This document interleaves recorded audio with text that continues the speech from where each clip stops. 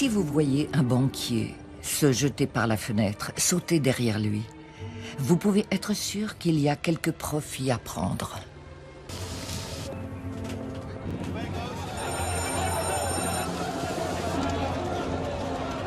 En écrivant ces lignes, Voltaire n'avait pas prévu que 300 ans plus tard, la finance allait connaître un revers magistral et entraînerait tout le monde dans sa chute. La dégringolade n'en finit plus et personne ne sait comment cette drôle d'histoire finira. L'histoire des banques françaises, c'est la saga d'un éternel recommencement.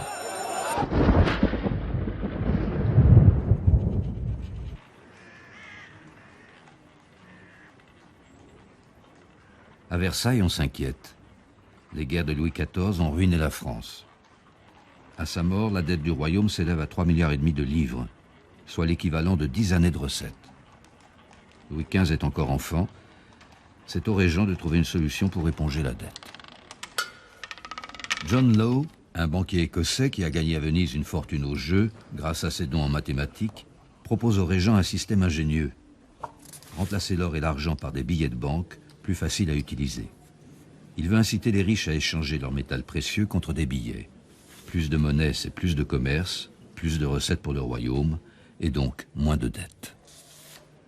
C'est à Paris, rue Quincampoix, que John Law ouvre sa banque générale.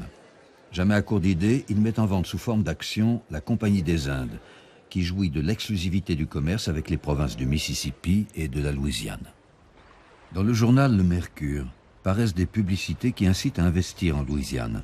C'est le pays enchanté, où le blé vient à merveille, où toutes les semences rendent au centuple, et où il ne manque plus que d'y envoyer des gens qui aiment le travail, pour en faire la plus florissante colonie du monde. Les colons auront toute facilité pour le paiement de leurs nègres. Toutes sortes de gens, séduits par l'appât du gain, s'empressent d'acheter des actions. C'est une foule à ne pas pouvoir y mettre une épingle. En quelques mois, la spéculation fait grimper l'action de 500 à 18 000 livres. 36 fois la mise, comme à la roulette. Les milliers d'actions en circulation forment une bulle spéculative et euphorique, complètement déconnectée de l'économie réelle. L'avenir de la Compagnie des Indes est pourtant beaucoup plus sombre. Les perspectives alléchantes de s'installer en Louisiane n'ont pas décidé beaucoup d'aventuriers à aller chercher fortune. Une poignée de colons, déjà presque tous malades, sont exposés aux tourments d'un climat malsain, avec des eaux puantes comme seule boisson. En dépit des mesures prises par la compagnie pour cacher aux yeux des actionnaires une situation aussi navrante, la vérité commence à se faire jour. Bien informé, le riche prince de Conti vient récupérer tout son or. La rumeur se propage, la valeur des billets en circulation dépasse largement la quantité d'or détenue par la banque. Pris de panique, les gens se précipitent par centaines pour tenter d'échanger leurs bouts de papier. Piétinés, ils meurent par dizaines. John Law, à qui l'on reproche jusqu'à la peste qui sévit en Provence, fuit à Bruxelles. Son système a appauvri ou ruiné 10% de la population française. On brûle sur la place de l'hôtel de ville les billets de la banque Law. 60 ans plus tard, la dette est toujours là. Derrière ces murs fastueux, Louis XVI doit s'arracher la perruque. La dette pèse alors 80% du PIB, presque autant qu'aujourd'hui. Comment sortir de l'impasse? Le roi convoque l'Assemblée des États généraux. Pas de chance. L'Assemblée agit comme un détonateur. C'est le début de la Révolution française. La dette reste une obsession. Les biens des paroisses et des communautés religieuses sont mis aux enchères. L'État a besoin d'argent frais et crée une nouvelle monnaie, les assignats, gagés sur ces biens du clergé. Très vite, l'État, à court de liquidités, en fabrique trop et l'utilise comme une monnaie courante. Le trafic explose. On fabrique de faux assignats jusque dans les prisons. Les contre-révolutionnaires utilisent la contrefaçon pour noyer l'économie. Sur ce billet falsifié, ils ont inscrit « hypothéqué sur les brouillards de la Seine ». Les billets n'ont plus aucune valeur. On abandonne l'assignat le 19 février 1796. Les planches à billets sont brûlées en public, place Vendôme. Mais la dette gonfle toujours. Dominique Ramel, ministre des Finances, fait voter une loi annulant les 2 tiers de la dette publique et déclare « J'efface les conséquences des erreurs du passé pour donner à l'État les moyens de son avenir. La situation est assainie, mais de nombreux créanciers sont ruinés. Ce traumatisme va hanter des générations de bourgeois. 3 ans plus tard, pour redonner confiance aux riches, la Banque de France est créée avec la bénédiction de Napoléon Bonaparte. La Banque de France est alors une institution privée. Bonaparte achète les 30 premières actions. Dans la foulée, il persuade ses proches d'y investir massivement. C'est dans ce splendide endroit, inspiré par la Galerie des Glaces de Versailles, que se tiennent les conseils d'administration. Seuls les 200 actionnaires les plus importants ont le privilège de pouvoir y assister. Parmi eux, quelques-uns des hommes d'argent les plus puissants de l'Empire français. Léotingre, Laffitte, Mallet, Rougemont, Salière. Napoléon Bonaparte entretient des rapports ambigus avec eux. Je veux que la Banque de France soit assez dans les mains du gouvernement et n'y soit pas trop. Il nomme directement le gouverneur et laisse les banquiers prospérer tout en les gardant sous son contrôle.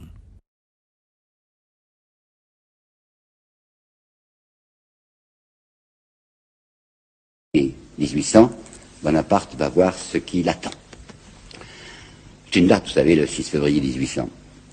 C'est la date pratiquement de la création de la Banque de France. Et dès que j'aimais ce mot, enfin Banque de France, il faut que nous-mêmes nous soyons convenablement impressionnés et que nous prenions une attitude de l'intérieur révérentielle. Il y a un monsieur, Gabriel Ramon, qui en 1929 a publié chez Grasset un ouvrage de luxe, vraisemblablement payé par la Banque de France, une histoire de la Banque de France, un in-quarto de luxe. Et vous y lisez, la création de la Banque de France doit être mise au nombre des institutions fondamentales du prodigieux empire napoléonien. Alors il faut bien que nous regardions ensemble ce que c'est que la création de la Banque de France. Le 6 février, M. Pergaud s'amène. S'amène avec un plan. C'est tout écrit, là, va lire une déclaration à Bonaparte, et voici les termes principaux de cette déclaration. À celui qui a contribué si puissamment à nous rendre, et avec tant d'éclat, les caractères d'une nation guerrière. Vous voyez, côté finance, on n'est pas tellement pacifique. Hein. Il appartient de faire connaître que notre nation, c'est pas si joli de la part de je suis, Pergaud, que notre nation est aussi appelée à se faire admirer et respecter par les effets d'une bonne économie politique. Libre par sa création, qui n'appartient qu'à des particuliers. La banque que je propose de créer, écoutez bien, ne négociera avec le gouvernement que lorsqu'elle y rencontrera ses convenances et le complément de ses sûretés. Néanmoins, cette banque s'appellera la Banque de France, mais elle ne sera à aucun degré une banque gouvernementale.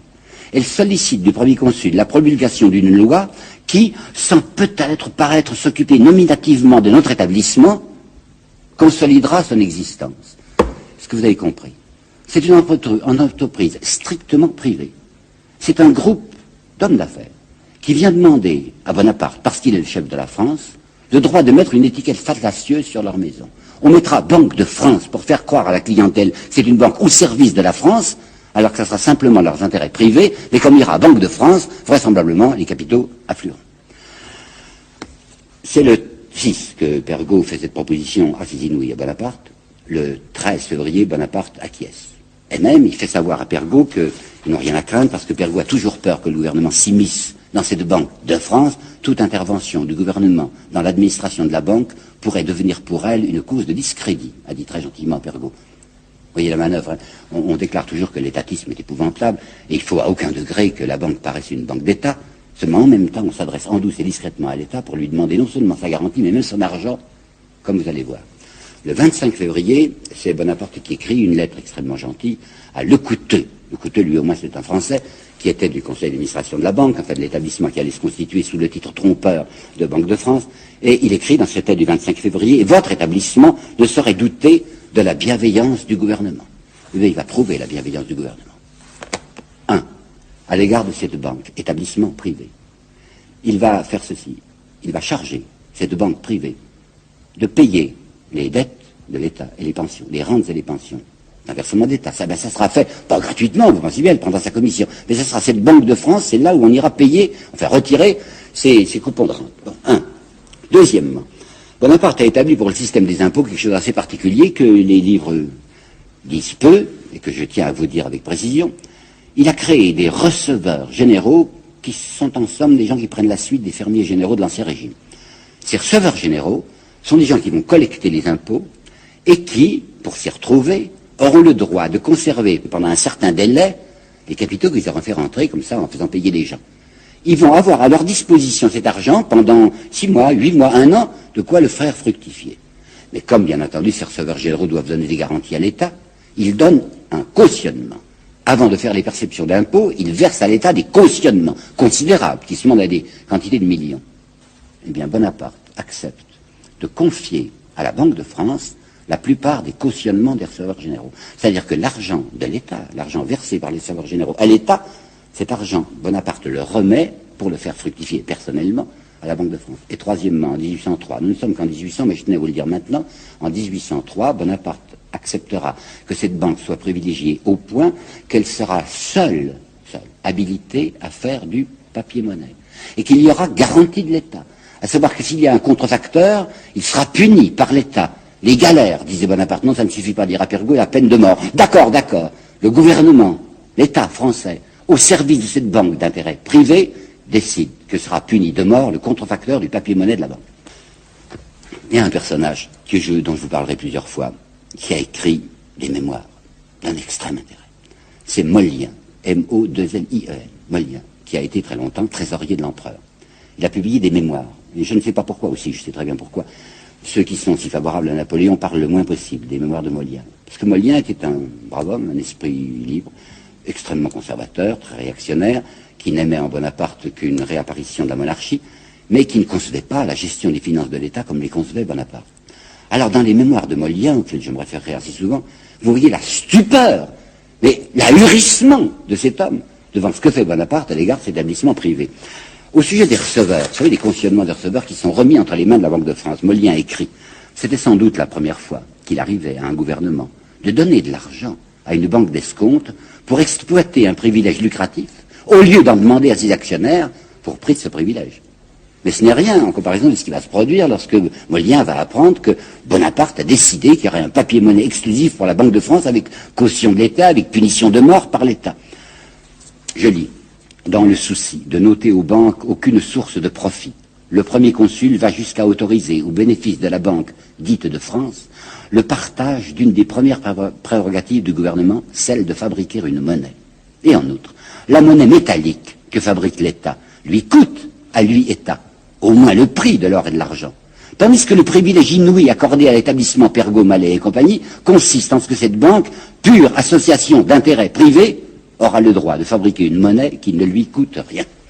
C'est ce même Mollien, page 362 du tome 1 de ses mémoires, qui a une formule que je vais vous dire. Entre Napoléon et les gens de finance, la partie n'est pas égale. Le caïd est respectueux à l'égard de l'argent. Le caïd rampe, et il rampera toujours. Je vais me permettre de vous apporter maintenant une citation peut-être un peu surprenante, une citation contemporaine. La citation d'un très grand écrivain français à propos d'un autre général, bien différent de Bonaparte, lui aussi très puissant, mais puissant jusqu'à telle limite que ce grand écrivain, si dévoué qu'il soit au dit général, a eu le mérite de marquer. Je terminerai sur cette citation que je vais lire lentement parce que je trouve qu'elle est d'un extrême intérêt, apportant un de ces éclairages qui ne viennent pas toujours du passé sur le présent, mais quelquefois du présent sur le passé. Bloc-notes de François Mauriac, 23 septembre 1966. Ce que le général n'a pas fait, et ce qu'il ne dépendait pas de lui de faire, c'est d'obliger à lâcher prise ses mains, ces quelques mains, oui, ce petit nombre de mains, qui tiennent les commandes secrètes de l'État, qui assurent les immenses profits de quelques-uns et qui font de chacun de nous les têtes d'un troupeau exploitable, virgule, exploité.